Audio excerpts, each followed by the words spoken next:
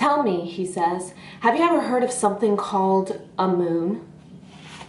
That is the final line of the 5th season by N.K. Jemisin. And I just got done watching the 2024 solar eclipse, so it feels very appropriate, timely, divine even, to be talking about my thoughts on the 5th season. So I finished this book a week ago, and I used the last week to kind of digest my thoughts, the things I liked, the things I didn't care for as much.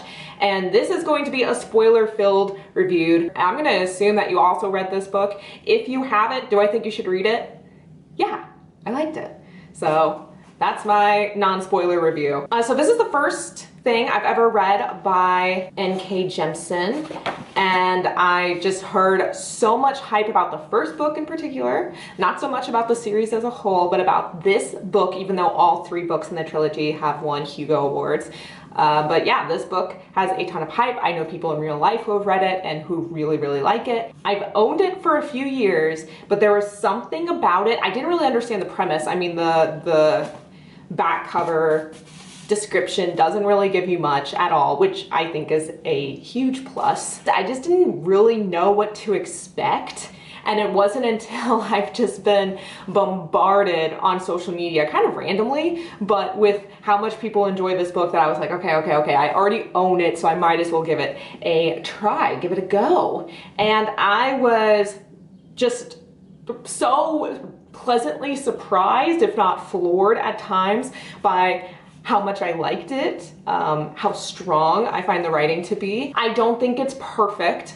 I get the sense, this book has been out for a while, and I watched many reviews on YouTube during this last week after I finished it, including some negative ones. And my general pop culture consensus around this thing is that there was so much hype and so much praise for this book, and some people were taken aback by that. It almost set their expectations too high, which is a really interesting dynamic to go into a book with.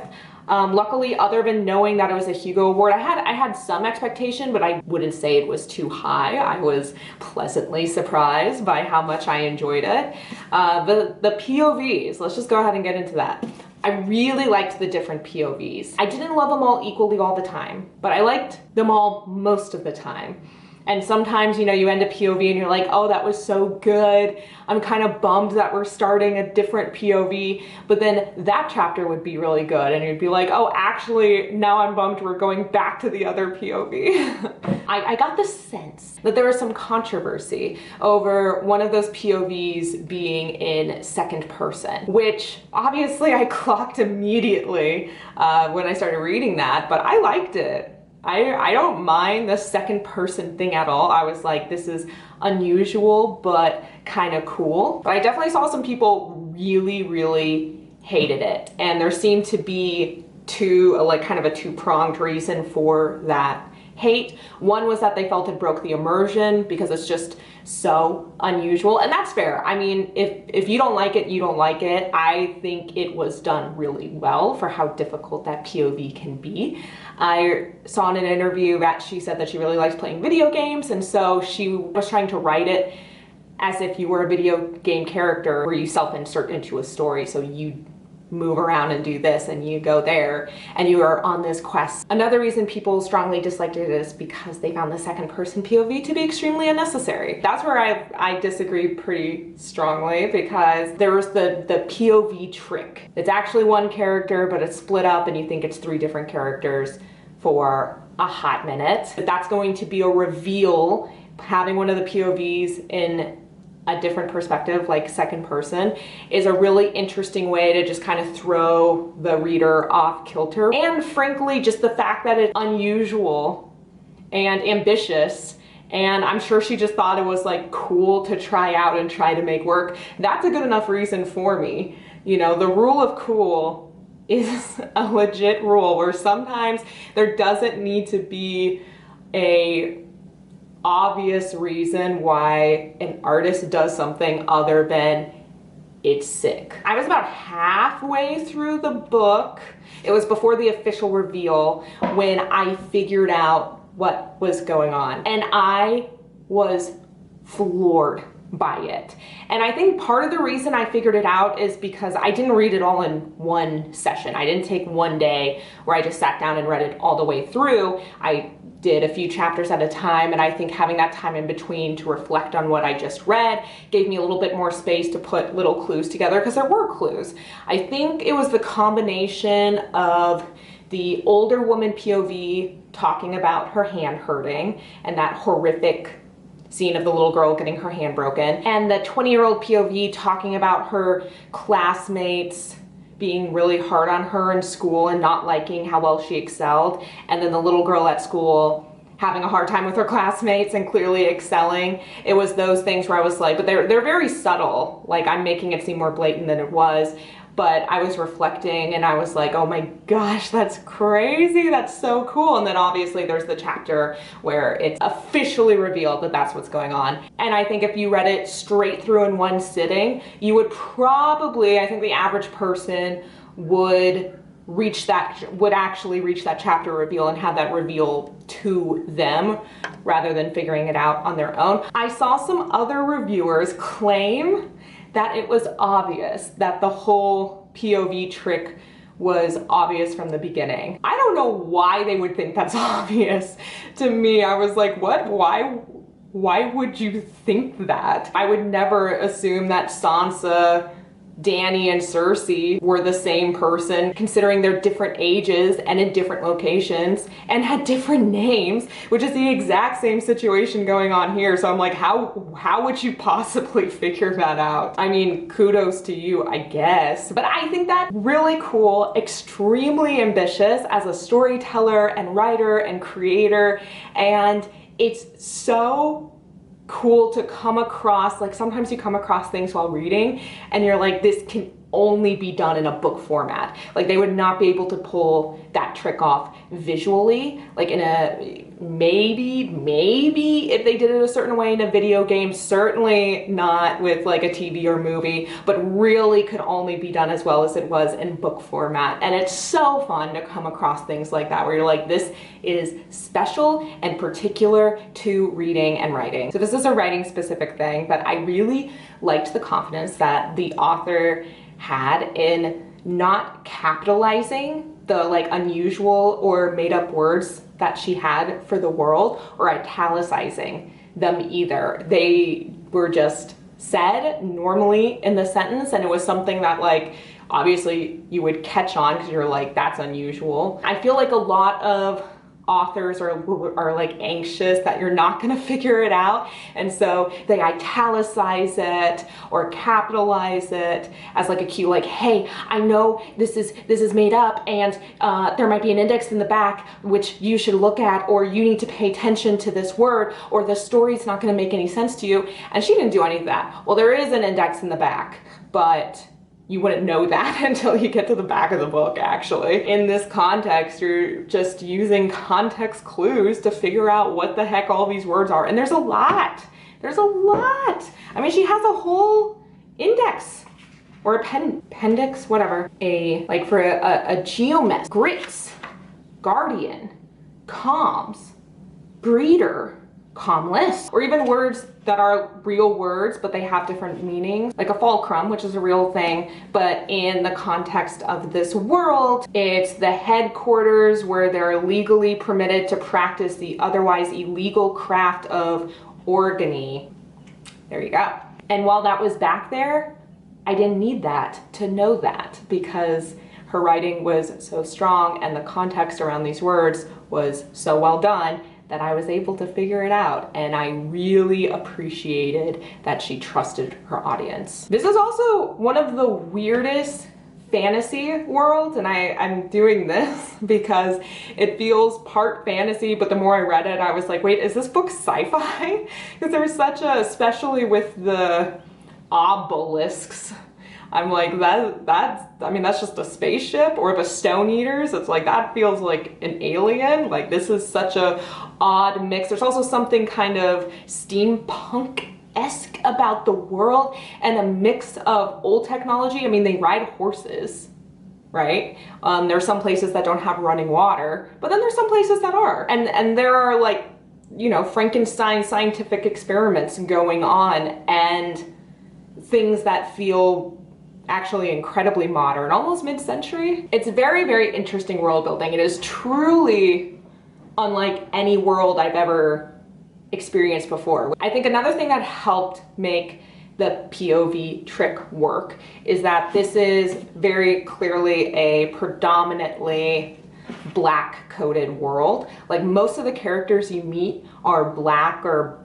brown skin. This is a fantasy world, so they're like fantasy races, but they're all mostly darker skinned people. And so having the 3 POVs be described with like a darker complexion, you're like, well, that's the vast majority of the world. So that's obviously something the author did very intentionally, and it's cool, it's unusual to see that in fantasy. I like that there were still physical fantasy elements throughout, like the ash-blown hair, which is a distinctive racial trait that is noticeably coarse and thick, generally growing in an upward flare. At length, it falls around the face and shoulders, so I get the sense that it's like an afro. It is acid resistant and retains little water after immersion, and has been proven effective as an ash filter in extreme circumstances.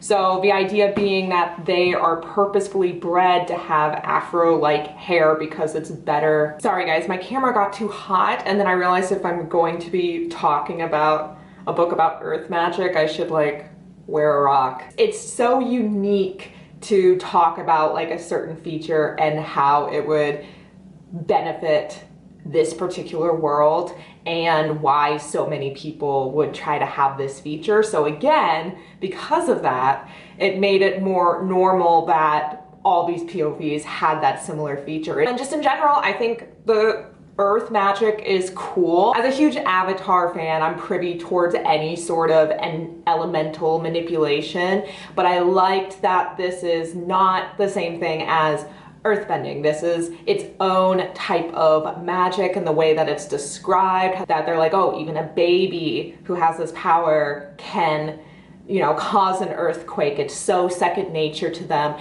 And then the way that she describes moving the earth in general, I think was just really well done. I also really liked when she was a little girl and her guardian. I thought his character introduction, because that was a super early chapter, that was like chapter 2 or 3. So when I was meeting the guardian, I'm like, he's a good guy.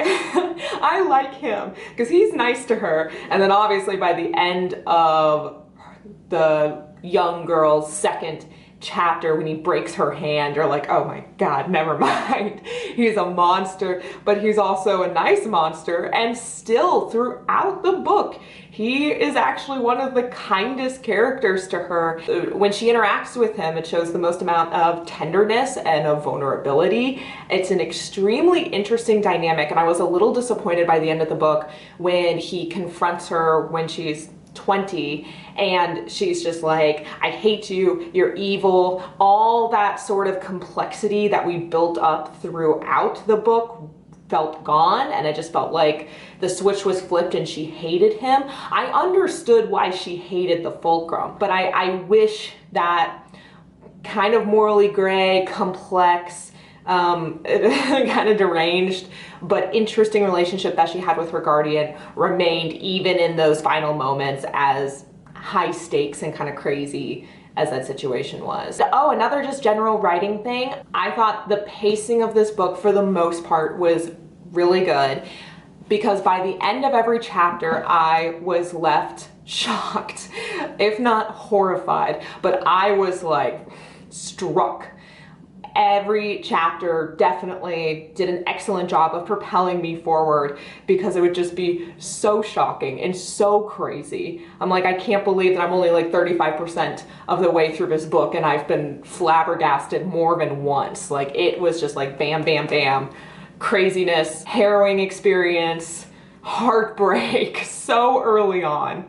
In a way that might be hard for some readers, like it is very intense. It's borderline grimdark, borderline, but I loved the 20-year-old POVs. I'm not saying names because I'm afraid I won't know how to pronounce them. I'm too nervous about the pronunciation, so I'm just going by her age. But when she's a young adult POV, her chapter introduction is one of the strongest chapter introductions I think I've ever read. Also insane, like how they treat the whole breeding situation and the school forcing their students to get pregnant or impregnate someone is crazy. I mean, that's just like a slap in the face on how much of a grip the school has over their students. But that initial conversation that she has with that Fulcrum headmaster or whatever was brilliant, I think. And I think the author just does a really good job at building tension. You can kind of feel like the panic of losing her child and her disassociation and then coming back, or the panic of feeling something is wrong in the earth and having to like deal with that and come back. In a way, I would say her writing is a tad on the sparse side, but in a way that I think is very effective considering what a complex fantasy world this is. I did have some issues. This was not a perfect book for me. Out of 5 stars, I would probably give it a 4 because I was thoroughly entertained and engaged, and there are things that will probably stick with me for the rest of my life. So that clearly shows what an impactful story it is, but it was not a perfect book by any stretch of the imagination, at least not for me.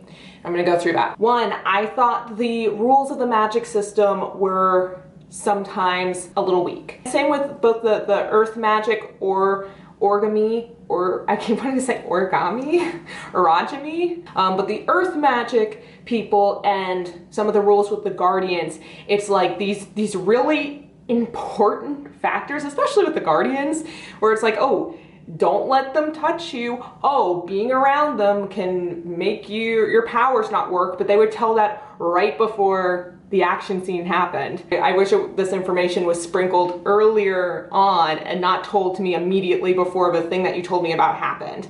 And that happened multiple times throughout the book, and I was always a little bit like, I wish the seed was planted a little bit earlier. I also was a little bit disappointed when the young adult character, she destroys this city, which, what a mind-blowing moment. That was crazy. That was crazy. Especially because we linger so long in that city and her like seeing the locals and talking about the kids on the beach and then the city's destroyed. Nuts. However, I did feel like she emotionally moved on from that point extremely quickly. Too quickly. It didn't really feel like she dealt with that internally at all and how she caused that, save her own life, but it was almost entirely ignored until they went back 2 years later. But at that point, it's 2 years later, you know, it's not the same emotional impact as it would have been at the day after. I really liked the Earth Eaters because it's weird. And it's fantastical. And I love creatures. I love when people mess around with like creature designs, and this one definitely has a unique creature design. The way they talk and the way they interact with the world, very cool. And I suspect they are an element of the world that will be explored in a later series. So if that's correct, let me know down in the comments below without giving away any spoilers. I haven't decided if I'm gonna continue with the series yet or not, but I did feel like the Earth Eaters were a deus ex machina, and they were employed that way multiple times, especially with Alabaster. They saved Alabaster and the 20-year-old POV when the city exploded, and then saved Alabaster again. And it's weird because they did that, and then he's just like, yeah, I don't know why it's attached to me, but it is, and then you never hear from it again. It's like, what? What? Okay. So it's literally just almost a godlike figure just picking them out. If it's explained later in the series, I can see retrospectively maybe forgiving that, but in this book, I was a little bit like, what's happening? There is a character. There is a character. What the heck is her name?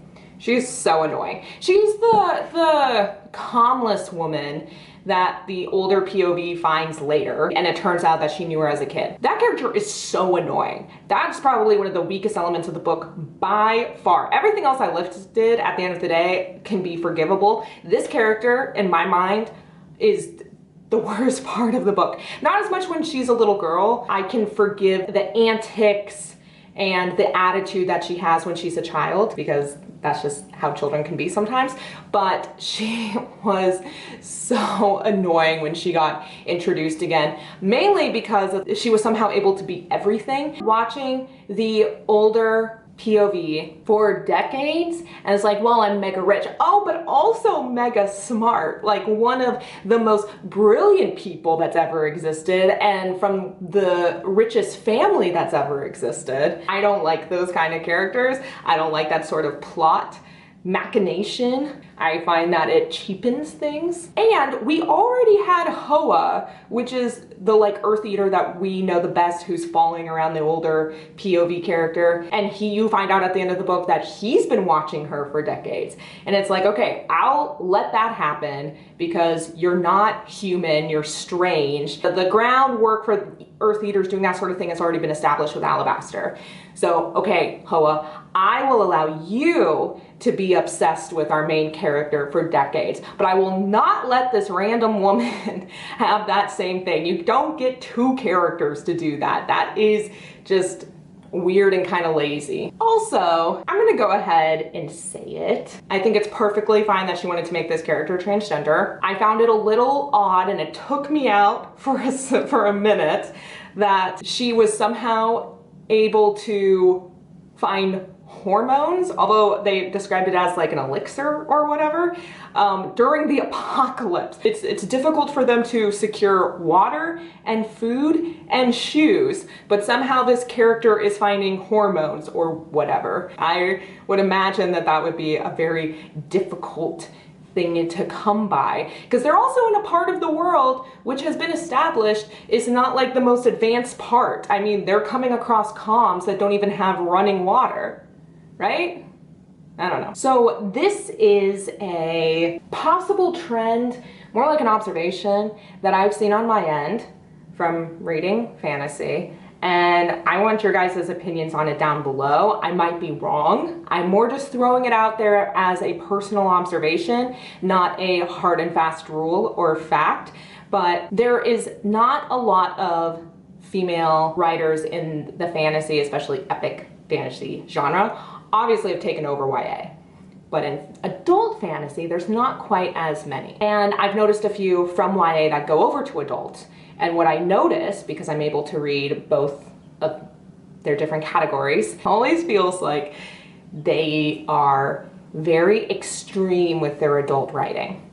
In the sense, like with Sarah J. Maas, with her adult Crescent City books, the characters curse every other word. The sex scenes are the longest, most graphic, and there's multiple in her adult books. Leah Bardugo also, just some of the darkest, most twisted imagery that she like really lingers on and relishes in a way. I don't want to say that I don't see male grimdark authors do, because I do.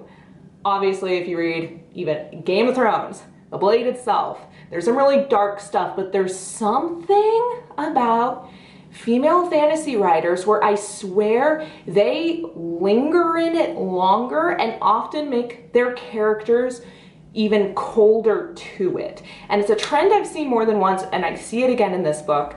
Let me know if I'm crazy or your thoughts on that, or if you've noticed that. And obviously there are plenty, I mean, grim dark fantasy is called that because it's very violent, explicit, dark, shows the cruel side of humanity and can kind of linger on that. But I feel like, at least when I think of Game of Thrones, and even The Blade itself, there's also, the characters are dealing with that in very human ways. There's still tenderness and vulnerability and a sense of loss or tragedy that I think sometimes the female authors almost don't want to linger too much in, maybe because they're afraid that will make them look weaker or make their characters look weaker. And this book is interesting because when you're the older POV, you do feel that sense of horror and disassociation with the horrible, tragic loss of her first child, which is very sad and heartbreaking. But there's so much horror going on in this book, specifically child torture and a lot of just really kind of graphic child deaths that I feel like the character, this female character, is very distant from and doesn't want to process or doesn't really process. Not that this is a bad or unrealistic character trait, and I think is also supposed to show like how messed up the Fulcrum is, how dark this world is, why someone like Alabaster would try to cause the apocalypse, and why somebody who is a student of the Fulcrum would learn to be so cold and distant to survive being in this system. But it was a lot, more than I think I've read in any other book.